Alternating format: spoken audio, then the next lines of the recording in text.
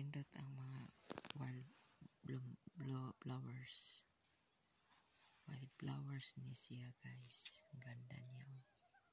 Mayroon din siyang violet. Ito pink to siya. Dito kami sa camping plus. Yan, ang ganda niya, guys.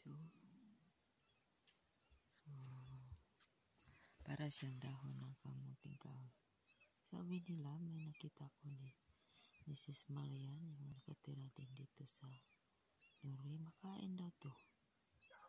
Itong halaman na to, makain daw to. Para din daw asparagus. Pero tinikman ko yung puno para mapait.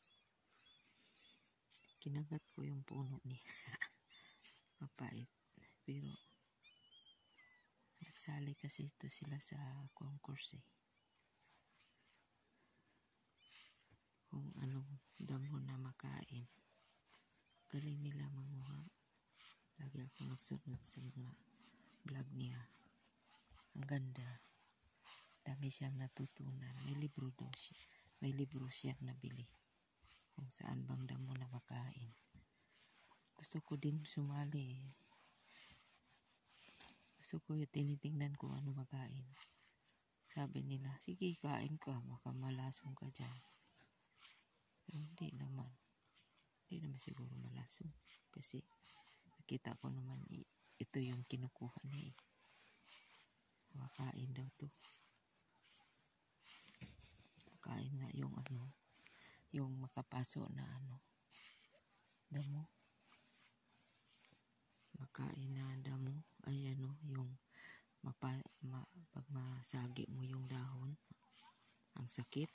Makain nga niya. Kasi yun ang ko din sa teacher namin. Gamot daw sa unang panahon. Gamot yun. Yung makapaso na sagbot. Sa damo, sagbot sa Bisaya. Yun ang gamot daw yun.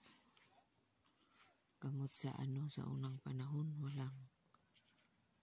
Unang panahon na nakatira dito sa buong.